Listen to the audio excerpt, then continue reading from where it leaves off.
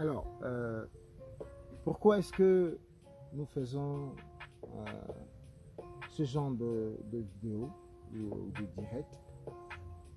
C'est parce que nous sommes conscients que beaucoup de gens aimeraient finalement retourner à la spiritualité africaine, mais tous avons besoin de comprendre ce que nous faisons. Et pour cela, il faut voir les tenants et aboutissants de certaines choses qui sont en griffe sacrée. D'accord? Parce que même dans le sacré, il n'y a pas que le secret. D'accord? Il y a aussi l'initiation. Et au niveau de l'initiation aussi, il y a ce qu'on peut dire à tout le monde, il y a ce qu'on peut expliquer, que tout le monde peut comprendre. Et c'est ce qu'on essaye de faire, de faire en sorte que nous comprenions nous-mêmes nos choses, afin de pouvoir les défendre. Parce que beaucoup d'Africains se sont désormais rendus compte que ce qu'on a longtemps cru, beaucoup de ce qu'on a longtemps cru, n'était que du vent. Ils ne pouvaient plus, ne peuvent plus nous convaincre aujourd'hui. Du coup, on est conscient que le seul chemin de notre véritable épanouissement, alors c'est celui qui mène vers les choses de chez nous. Et comme nous sommes dans un monde qui est désormais un monde de communication, désormais les choses s'acceptent selon comment on arrive à en parler. Alors, pour pouvoir parler de nos choses, on essaie de les aborder, bien que ce soit sacré, bien qu'il y ait beaucoup d'aspects qui sont sacrés et qui sont généralement soumis au principe de l'initiation, mais il y a quand même des choses qu'on peut essayer d'expliquer. Donc, on fait ce genre de vidéos, cette série de vidéos que nous avons appelée Lumière sur les vérités ancestrales. On fait quelques séries de conférences aussi, dans le seul objectif de faire en sorte que chaque Africain ait une idée claire et précise de ce qui se passe chez lui, de ce à quoi la nature, bien l'histoire, l'invite désormais. Voilà, c'est ce que nous essayons de faire et c'est ce que nous allons faire aujourd'hui, en parlant de l'avortement, des morts-nés et des jumeaux morts-nés. Voilà, pourquoi est-ce qu'on les représente, pourquoi est-ce qu'on leur voit un culte. Ben voilà, c'est ce qu'on va faire. Donc partagez la vidéo, faites en sorte que ça puisse profiter à plus de gens et j'espère qu'on va se comprendre.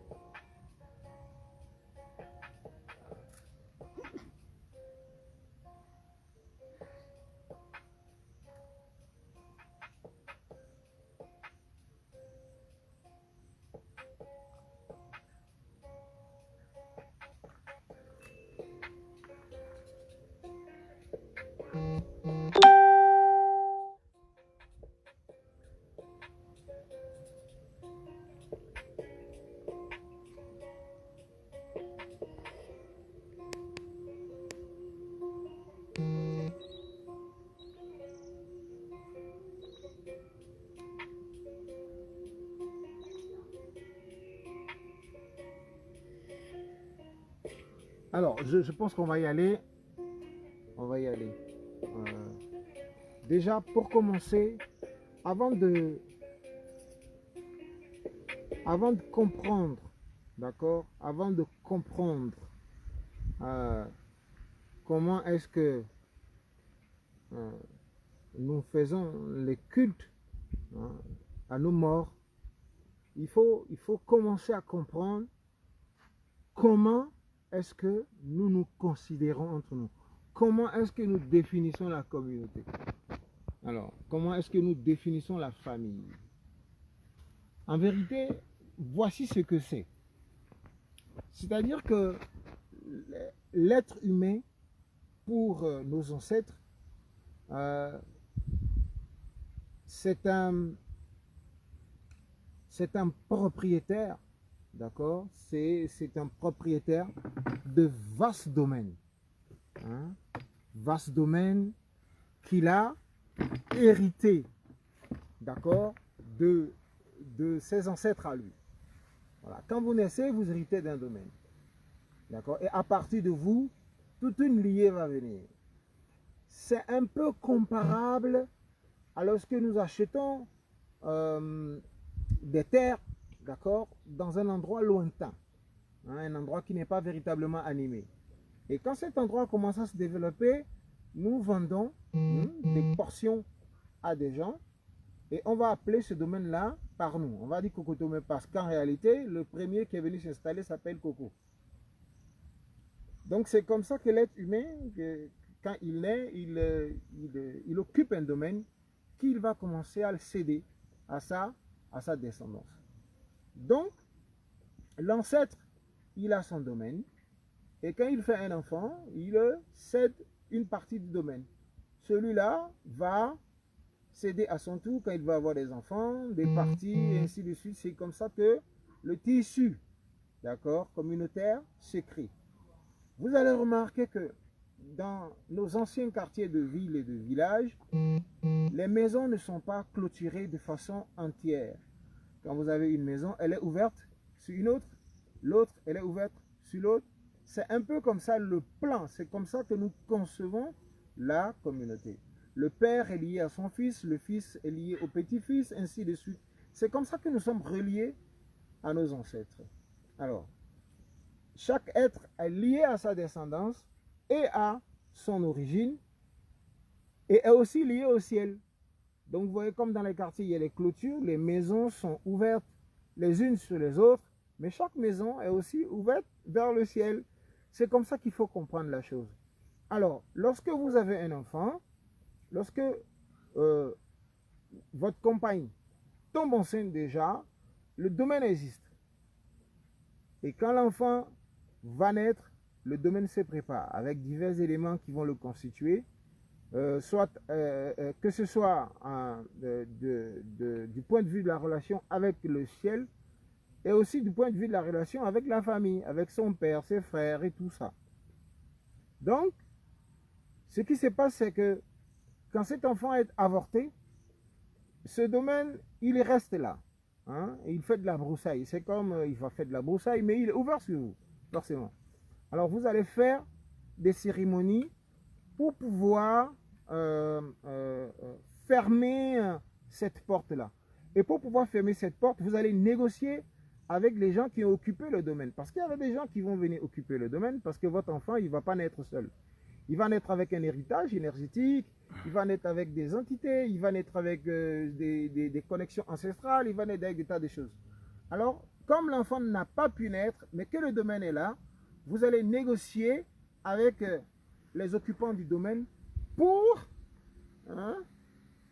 vous permettre de fermer cette porte-là. Parce que si vous ignorez ça et que vous ne fermez pas la porte, ce qui se passe, c'est que c'est comme vous avez votre belle maison, mais la maison d'à côté est remplie de reptiles, parce que personne n'y habite. Alors, les prédateurs de toutes sortes peuvent rentrer chez vous, vous déranger. C'est comme ça qu'il peut arriver dans des familles où ils vont avoir des difficultés, et quand ils vont aller consulter le FA, on va leur dire, ben, vous aviez perdu un enfant, hein, c'est un avortement que vous avez déclenché vous-même, ou bien c'est un avortement tout naturel qui a été un accident, ou tout. Et cet enfant, c'est un ci ou un ça. Il peut être un dorosou, il peut être un ci, il peut être beaucoup de choses. C'est-à-dire que le fait que l'enfant ne puisse pas venir, l'enfant s'est réfugié quelque part. Et le FA va vous permettre de définir là où l'enfant s'est réfugié. Et c'est le nom, la définition de cet endroit-là, qui va vous permettre de savoir les occupants de votre parcelle d'à côté que vous avez cédé avec votre enfant et que votre enfant n'est pas venu habiter. Et c'est ces occupants-là qui vous permettent de créer le portail qu'il faut pour pouvoir fermer de telle sorte que les reptiles ou les prédateurs de toutes sortes ne quittent pas cette broussaille-là pour rentrer chez vous. C'est ça le principe. Hein. C'est pareil. Lorsque vous avez un portail qui vous lie à votre papa, c'est-à-dire que c'est votre papa qui vous a cédé le domaine dans lequel vous avez semé les graines de votre vie et vous vivez avec vos héritages, vos connexions ancestrales et tout ça, mais le portail là reste fermé. Alors quand le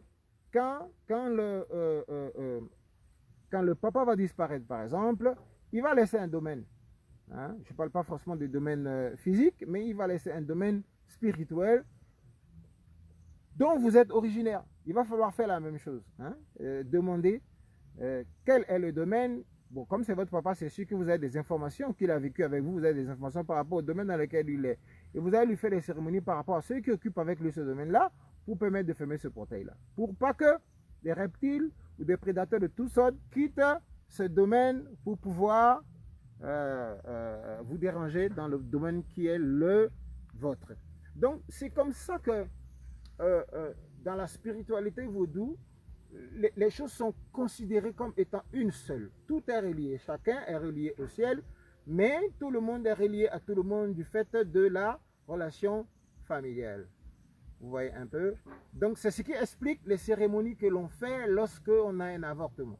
Lorsque vous avez perdu un enfant, le domaine de l'enfant étant déjà défini, l'enfant n'ayant pas pu vivre dans ce domaine, les accompagnateurs de l'enfant s'étant déjà installés, et ce domaine étant à côté de vous, parce que c'est un domaine que vous avez cédé à partir du vôtre. Donc, ce domaine étant considéré ça comme une parcelle qui est à côté de vous et qui a même un petit portillon hein, qui la relie à la vôtre. Et si vous ne fermez pas ce portail-là, des choses plus pourront vous arriver. Maintenant, le cas des jumeaux. Hein. Les jumeaux, c'est la même chose, avec la particularité qui est que les jumeaux sont des êtres particuliers. Pourquoi les jumeaux sont des êtres particuliers? Parce qu'en réalité, on dit que dans la spiritualité africaine, on croit que tout être qui naît a un double quelque part, a un double dans le monde des dieux. D'accord? Et ce double est chargé de le guider. Ce double est chargé de vivre avec ses accompagnateurs invisibles et lui, il vit avec ses accompagnateurs visibles. Voilà. Et quand les gens naissent jumeaux, on considère que le double a accompagné son frère sur terre et a pris corps. D'accord? Et quand les deux prennent corps ensemble, on voit que l'esprit est venu prendre corps à côté du corps. Ça veut dire que le corps devient l'esprit du corps. Ça veut dire que chacun est l'esprit de son second. Les jumeaux sont considérés comme étant des êtres alors physiques et spirituels en même temps. Bon, j'espère que j'arrive à expliquer. Ça peut être compliqué pour certains. Mais c'est tout simple. Ils sont jumeaux parce qu'ils sont l'un esprit de l'autre. Donc, ils sont physiques et spirituels en même temps. Le problème, c'est que eux, ils ont double domaine, d'accord? Et comme ils sont physiques et spirituels en même temps, ils facilitent, d'accord, la relation avec les occupants spirituels du domaine, avec ceux qui ne sont pas jumeaux, qui sont les membres de leur famille, par exemple. C'est-à-dire qu'il y a un jumeau dans votre famille, ça veut dire que dans votre lot, dans votre quartier, ok, vous avez une maison qui est facilement ouverte sur le monde comment dirais-je, des dieux. Voilà. Donc, comme je l'avais expliqué pour n'importe quel mort-né, les jumeaux viennent avec le même principe, mais c'est que eux, ils ont un portail double. Donc, le portail des jumeaux, ça résout et le problème, d'accord, comment dirais-je, des prédateurs ou d'autres êtres qui peuvent être dérangeants parce que habitant dans une maison voisine ouverte sur la vôtre, mais en même temps, eux, ils jouent le rôle d'intermédiaire, d'accord, entre les hommes et le monde des dieux. Voilà. Donc c'est pour cela que eux, on les représente. On les représente pour qu'ils soient là parmi nous, même quand ils ne sont pas là. Comme ils ont cette capacité-là de servir de frontière, d'accord, de servir d'intermédiaire, de manager entre nous et ce monde-là.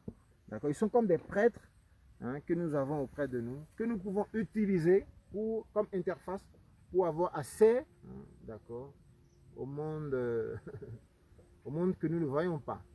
Voilà, c'est ce que je peux dire. J'espère qu'il y a des questions. On pourra les poser. Voilà.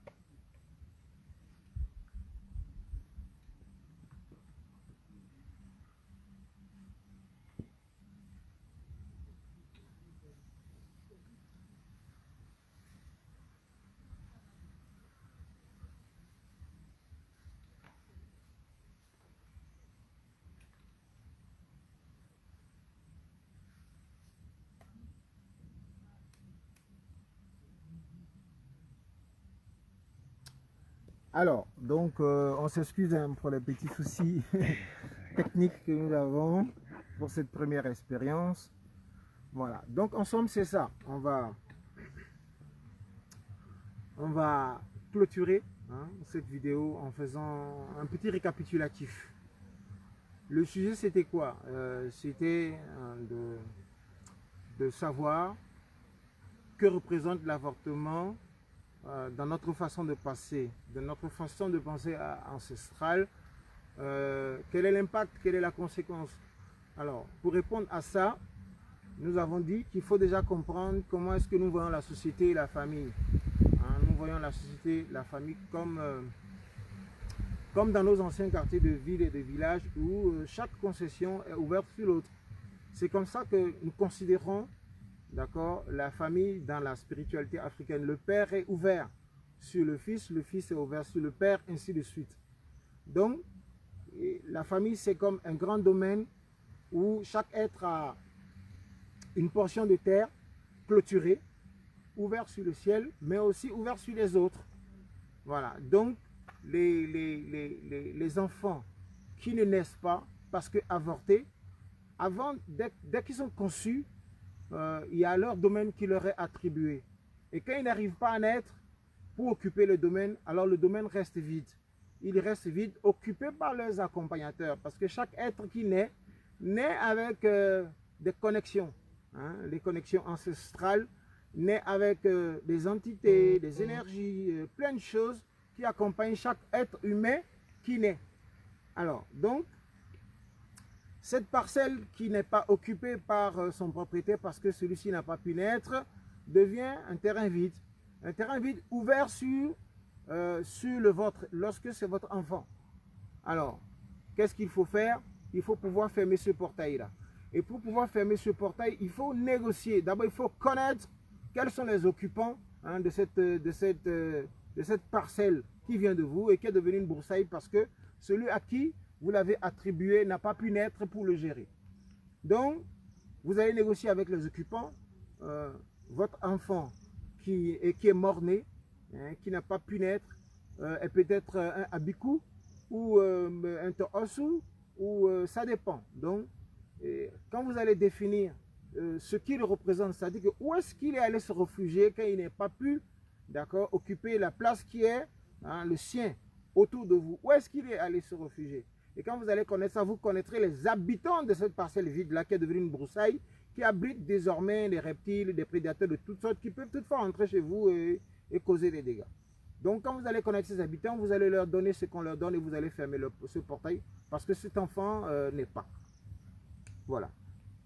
Alors, lorsqu'il s'agit des jumeaux, hein, déjà quand les gens naissent en tant que jumeaux, il faut savoir que les jumeaux sont des êtres particuliers parce que chaque être qui naît hein, a un double spirituel, a un double dans le monde spirituel, on va dire ça comme ça, dans le monde des dieux, et c'est à partir de ce double qu'il est guidé. Hein, c'est ce double qui guide sa partie invisible et lui il guide la partie visible. Voilà, quand les gens naissent en tant que jumeaux, on comprend que le double aussi a pris corps avec son frère. Donc il y a deux corps particuliers, physiques et spirituels, parce que chacun est l'esprit de l'autre. Voilà. Donc, du fait que chacun soit l'esprit de l'autre, les jumeaux sont considérés comme des gens qui sont spirituels en même temps qu'ils soient physiques. C'est pour ça qu'on profite de leur présence chez nous pour exploiter le portail qu'ils ouvrent vers le ciel. Le portail qu'ils ouvrent vers le monde spirituel. Voilà pourquoi on leur voit un culte particulier. Maintenant, quand c'est eux qui ne sont pas nés, d'accord, on fait la même chose qu'on a fait à n'importe quel enfant qui a été avorté, d'accord, mais on le fait cette fois-ci non seulement physiquement sur le plan, dans la dimension que nous connaissons, mais aussi dans la dimension que nous ne connaissons pas. Comment on le fait dans la dimension que nous ne connaissons pas? Nous supposons que c'est un portail ouvert vers le monde des esprits que nous pouvons utiliser. Alors nous les représentons. Nous les représentons pour que ce portail nous profite. Nous les représentons pour que hein, cette interface qu'ils ont la capacité d'être entre le visible et l'invisible, nous puissions en profiter. Donc nous les représentons pour continuer à utiliser le portail même quand ils ne sont pas là. Voilà à peu près la particularité que les jumeaux ont. Si vous avez des questions, n'hésitez pas, posez-les en commentaire. Après, on revient dessus. Si vous avez des compléments d'information, si vous avez vous aussi des choses à ajouter, nous sommes là pour nous compléter. Et ben voilà.